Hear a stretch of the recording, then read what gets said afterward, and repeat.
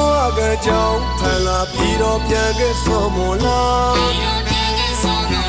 ပန်းချောင်းမှာခွင်တော်ကြတယ်သစ္စာရှင်မလေးစောမလား